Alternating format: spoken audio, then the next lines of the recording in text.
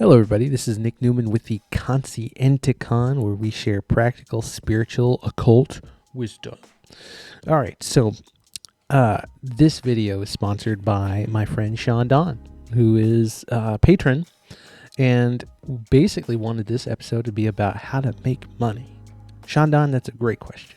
Okay, so this is a disclaimer, okay? I am not a medical professional in any way. I'm not a financial advisor in any way. I am just a guy who shares his experiences and wishes to share bits of wisdom. Okay, so take this advice at your own risk, okay? No one here is responsible for the bad choices you make, okay? Or the unfortunate events that happen to you. So this episode is about getting your money right. So how do you get your money right?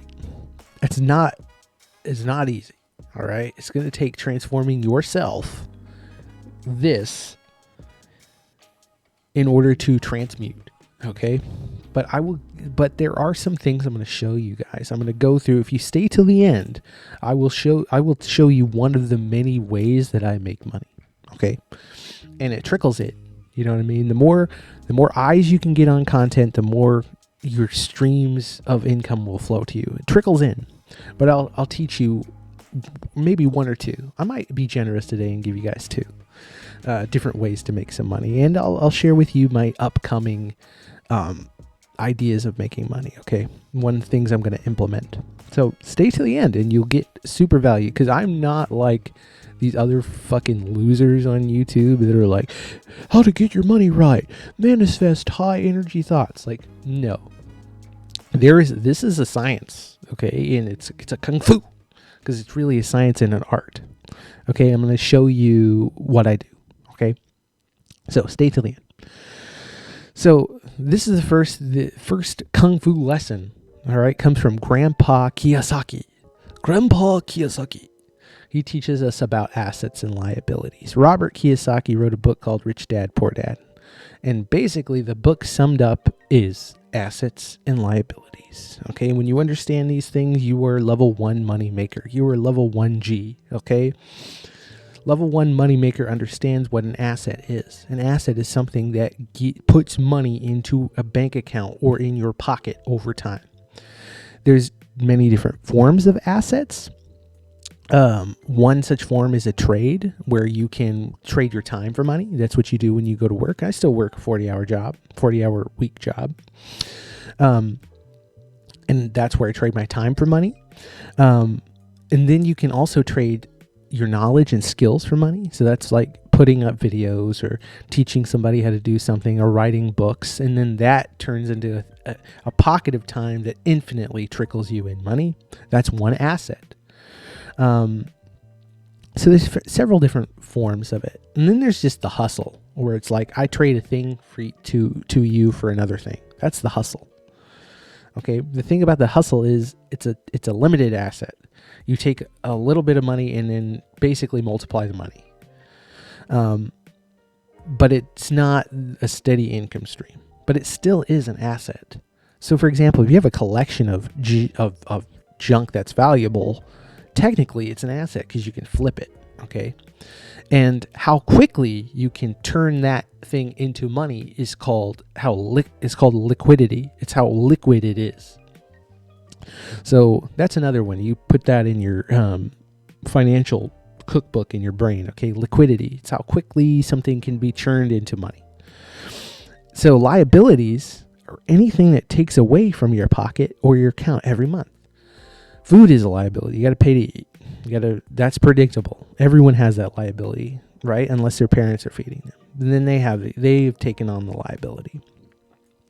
Liability is anything that costs you money every month, or every week or every day to have or to do. So Kiyosaki starts this off in the right place by saying, hey, you're not going to be rich until your assets outweigh your liabilities. Very simple concept, right? But Robert, how do we get there? How do we get there, Robert? Well, there's a thing about learning how to make money. And the reason why you don't learn how to make money is because when you figure out how to make money, it gets real uncomfortable teaching other people how to do it. It's uncomfortable teaching my secrets. You know what I mean? Because there's the ego thinks that it's going to lose out. And one such thing is like, so Sean Don, for example, here you've paid on the Patreon to help support this content, which I will keep up forever because people need to know it. But your subscription to my Patreon is a liability for you. So I advise you get rid of it. Even though I really deeply appreciate it. If it's going to help you and your family in some sense, some karmic sense, it helps me too. So cut it. Cut your liabilities, my friends. That's one of the first things I did when I got my shit together. I was like, what is this? A Netflix payment? Buy. I don't need Netflix. Buy whatever this other thing is Spotify. Buy. Like, just cut liabilities. And you have, these things trickle together. They get really big over time. And you know they get big because the pocket of money that you could be holding instead of paying for these subscription-based services, that pocket or pool of money could be used for major flips where you buy a thing for a certain amount of money and then flip it for double the money. Like, you're missing out on the opportunity, and these vampiric subscription services do that to you. So that's what I advise. Cut out every kind of extra anything that isn't going to impact your experience of day-to-day life. So, for example, the only service that I keep right now is YouTube Red. That's all I keep because I'm able to listen to audiobooks with my cell phone turned off, which to me is worth the $30 or so a month, and I get all my friends on it. But that's it. I don't do anything else with it. I don't pay for anything else. Anyone around me can pay for that. If you want your Netflix or whatever, there's a friend who's got a Netflix account who can share their account with you. You don't have to pay for it. So if you really need all these things, outsource them. That's what creating a community is about. That's what your friends are for. Friends are really to help you survive. Really. They're there to party with you, but they're there to get your back. Real friends got your back. So it's like, I share my YouTube Red with my friends. They don't have to pay for it. You know what I'm saying? So it's all good. But you got to get rid of these unnecessary liabilities. No wonder you're broke when every month you've got this going out. And you're like, okay, it's $3 a month. And trust me, I'm not perfect. The other day I signed up for Amazon Music because I got a Echo device or Alexa. I have an Alexa thing. And it was like, you can have an unlimited audio library for $3 a month. And I thought, whoa, that's amazing. Unlimited audio library. Guess what? I'm canceling that shit because me in the moment was stupid and excited. But in reality, I already got that. I already got that on my YouTube. I don't need that. But it tricks you. This stuff tricks you into thinking you're going to use it more than you really are. And then it's just vampiric on your whole financial system. Okay, so let's move on to the next thing. Fix your money. Okay, that means you need to understand where it's going. If you don't understand where it's going, you got no control over it. And here's another thing I'm going to throw out there. Anybody who's in a relationship with somebody and they share a bank account, it's a huge mistake. I cannot express enough to you how big of a mistake it is to share a bank account with someone. Everyone should have their own bank account. Everyone should be responsible for noting what goes out and what goes into that bank account.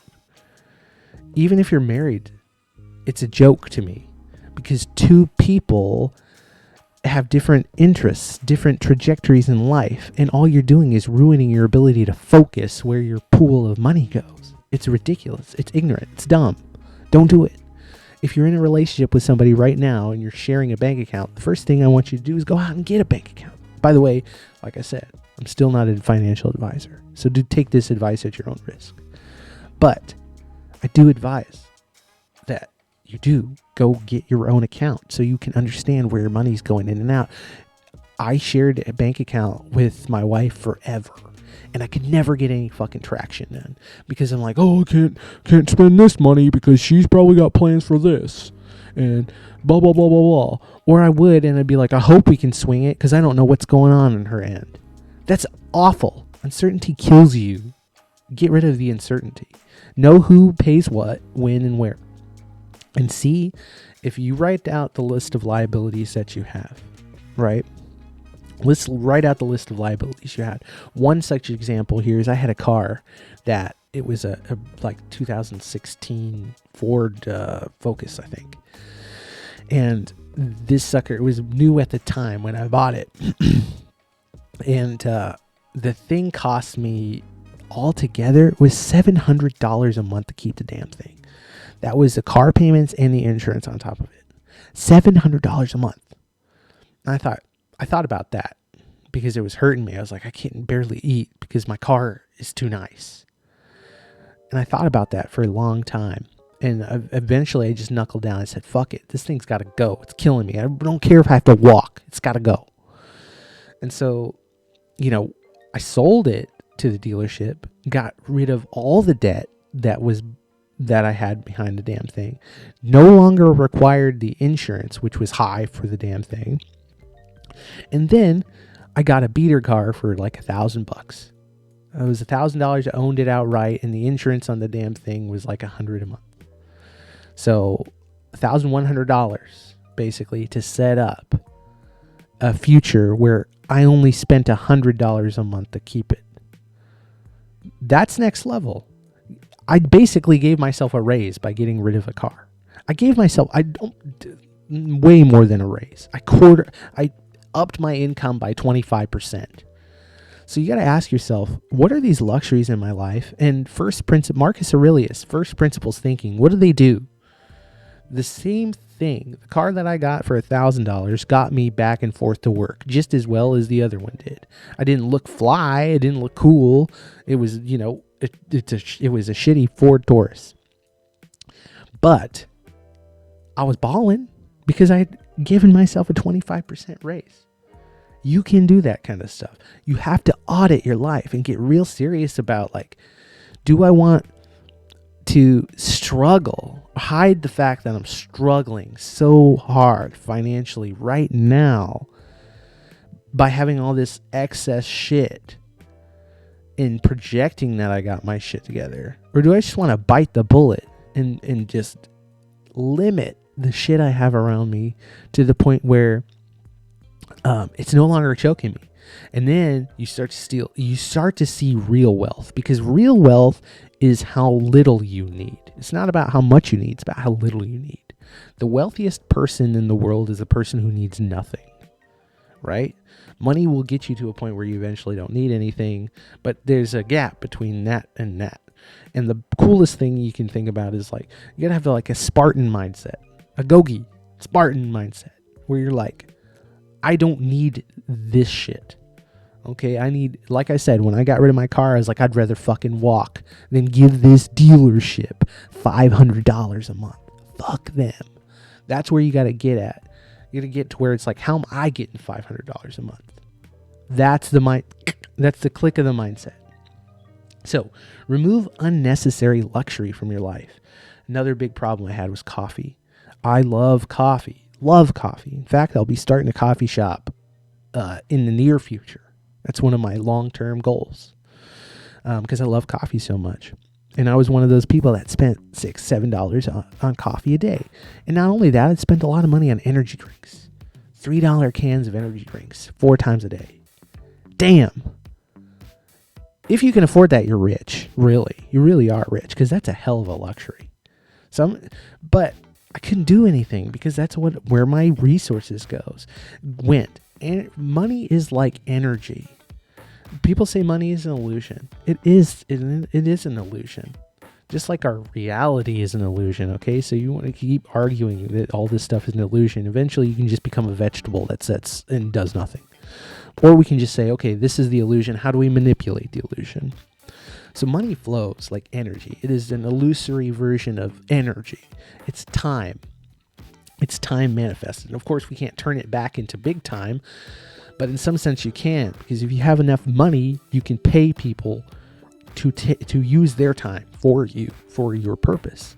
It's one of the big things I say all the time. If you don't have a plan, somebody else has a plan for you. And that's how they're getting you to be part of their plan, is by using money, which is time that has been siphoned from someone else to you. So we want to understand that money is like energy, and it flows. flows. Okay, it flows. It's always going somewhere. Okay, and another thing that people that are rich really focus on is keeping money flowing, because they're keeping up with the inflation rate, basically. But we're not going to worry about that on our basic level. Fuck all that. That's next level. We're not worried about that. We're just worried about, how do I get an extra $100, $200 in my checking account or my savings account every month? Think about that. That's not, a lot of people are like, that's not a big deal. But it's huge. Imagine what you can do with liberated $200 a month. And a lot of people don't. They have this already, but they don't know how to take it to the next level, which is where I'm going to go now. So the next thing we got to think about is risk and reward. All money-making endeavors is risk and reward, because we don't know what's going to happen in the future, and money involves creating processes that traject into the future. That's what we do. I'm hoping that time that I spend now ends up becoming money into the future, right? Or money that I spend now becomes money in the future. And that's a risk, because things happen. Things we cannot predict happen. So what you need to do is get to a point in your life where you're taking risks, but the calculations are always in your favor. You know what I mean? Keep the calculations in your favor, but take risks. Because what you need to do is get to a point where, if I take one risk, right? Just one risk. I take $100 and try to flip it into $200. I take that risk and it fails on me. And I'm like, well, I'm stupid. It's like, no, the odds just fell out of your favor for that moment, or your calculations were off. So what do? You do it again. Take the next 100 that you get and then flip it. Try to flip it. Eventually, you do that 100 times. Your curve will increase where you start to flip money and make more money, because you get better at whatever you're doing. You understand what people want. You understand how to provide them what they want. And another beautiful thing is, we live in a world where what people want is vastly different, which means any skill set you have that can provide value to someone else can be purchased, no matter what it is. I mean, my girlfriend told me about this. Oh my God. She told me about this girl that did this. It was like I'm trying to remember what this is called. OnlyFans or something like this. And, people would pay this chick to sit behind a camera and chug a gallon of milk. People paid her for that. That was a skill she had, apparently. God, that was her skill. But that just goes to show you can make money on it. Any skill. So, but we want to know that money flows like water. And why do we want to know that? We want to know that because if we know money flows like water, we know it goes somewhere, so we can track where it goes, right?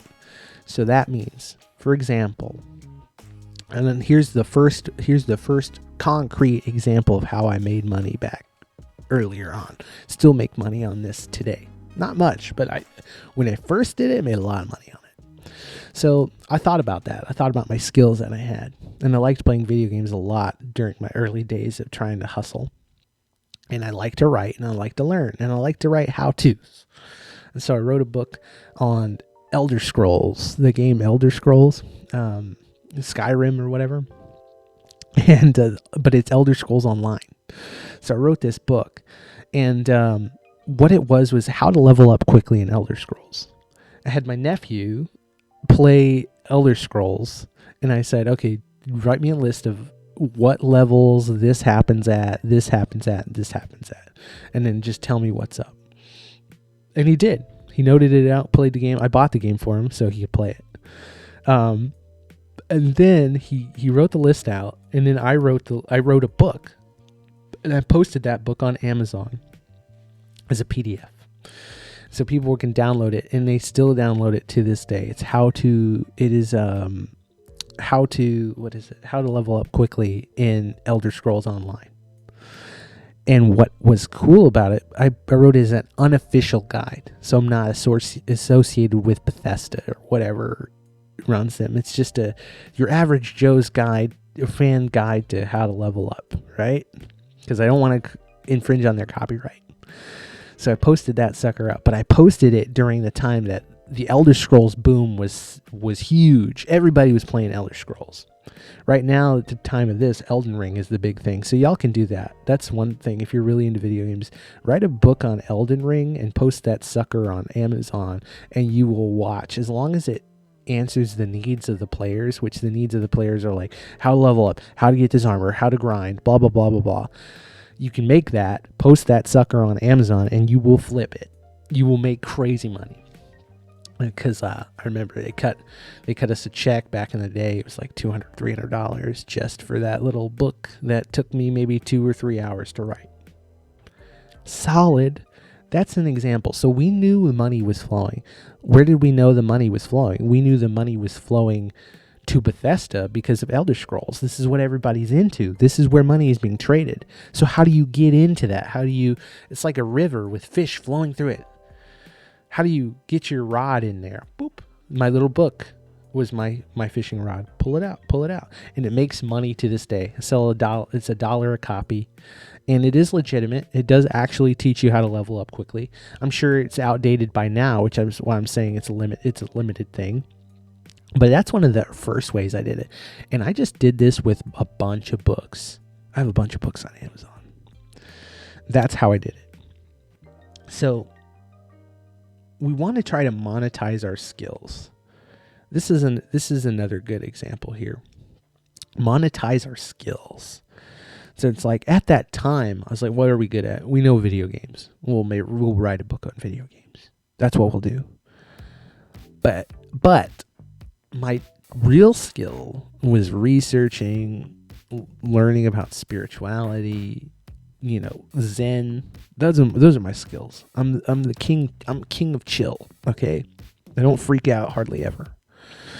I'm human, so of course, but I'm pretty good about that stuff. I'm good at researching. I'm good at learning wisdom, and I'm like, how do you make money off of that? Well, you're looking at how I make money off of that, and it's already made me money. It's gonna make me more money once I hit enough subscribers to get Google AdSense.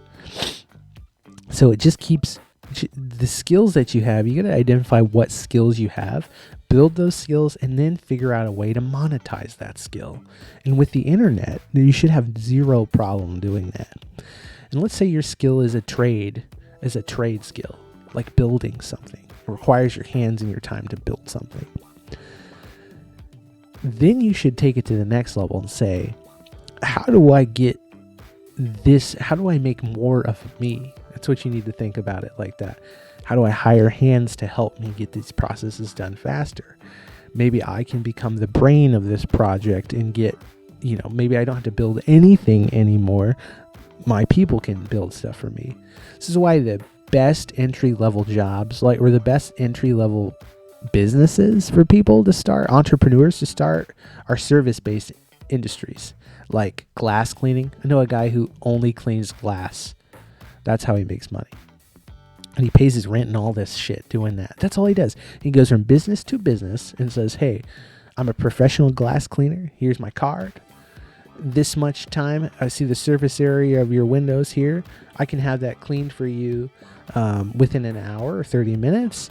And we can be here every Wednesday or every Tuesday. You tell us what your schedule is. This is what he does. And eventually, he's not a smart guy, unfortunately. If he was smart, he'd figure out how to get other people to do that while he goes and takes care of it. But, he was comfortable enough. People get comfortable once they start making the amount of money they think they can make, and then they're good. But he could take it easily to the next level where he hires some, high school kids or whatever, and that'll be their first jobs. Like, I'll go clean windows and I'll pay you this much an hour. Only a couple hours, hit this spot, and you could do it. But service-based businesses are great entry level because they require very low capital to begin. Capital is a word used for a pool of money that you have. And that's another thing I wanted to get into here, risk versus reward. Because Sean, I don't want to limit anything that I'm telling you. I'm just going to tell you everything I know if I can. But capital is a pool of money that you have. So another thing to think about is saving money is not going to make you rich. at all. At all. Your capital makes you rich. Okay, so this is a different way to think about it. I think of it this way. I have savings in case shit goes down in my life, in case I need to vanish. Maybe I need to vanish for a month or two. I'm good. I can do that. But the rest of the money I get, so on and so forth, becomes capital money. And what does that mean? Capital money means money that is there to be used for risk.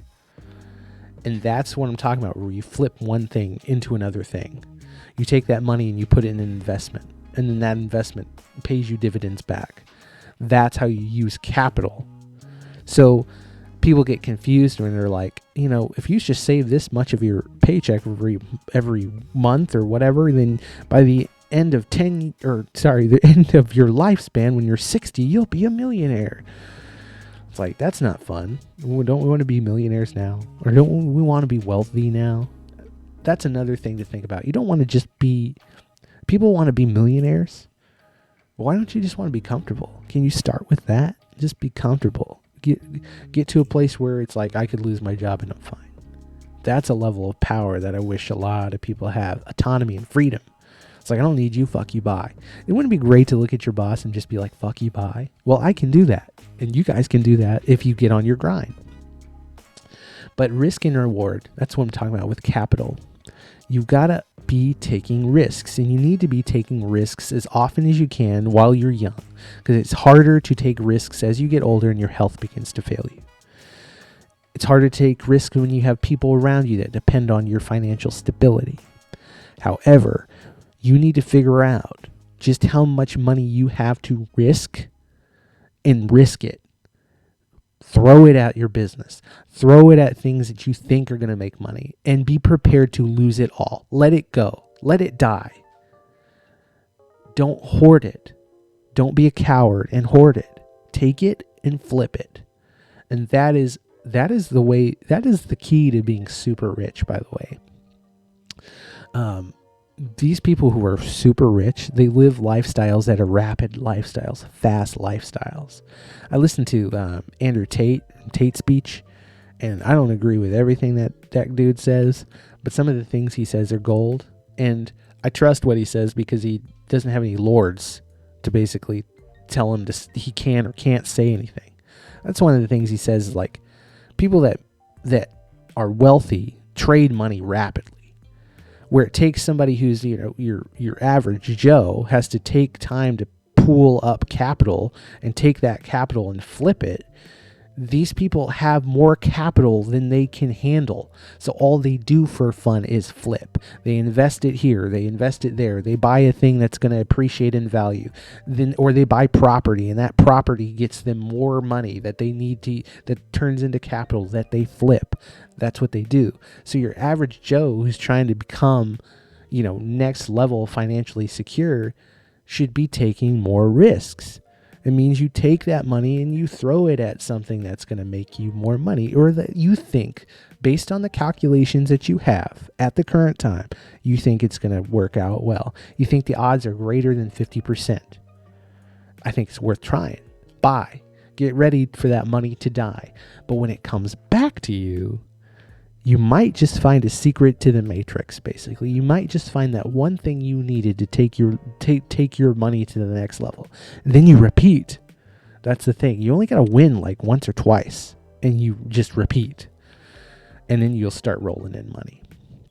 So, no matter where you are in your life, you can improve your wealth. No matter how many people that depend on you in your life, you can do better.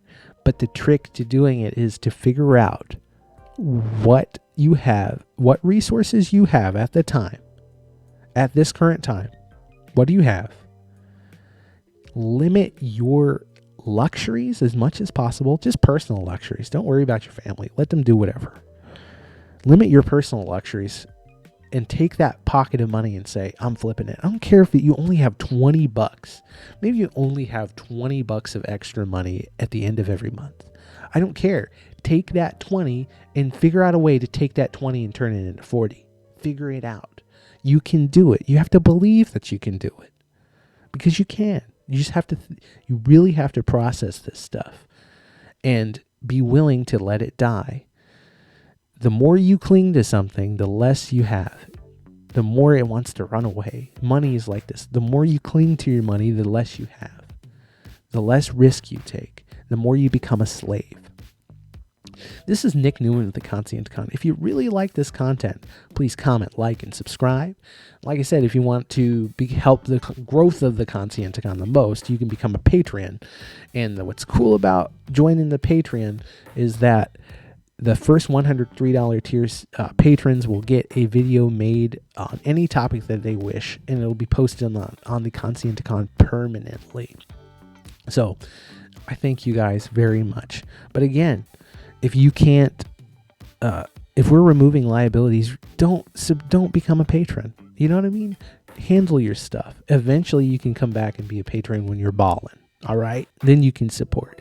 But if you're trying to grow, and I care about my people, I care about you all growing, don't subscribe to Vampiric Services. Hold it, turn it into capital, flip it, then come on back. Okay. So I thank you guys.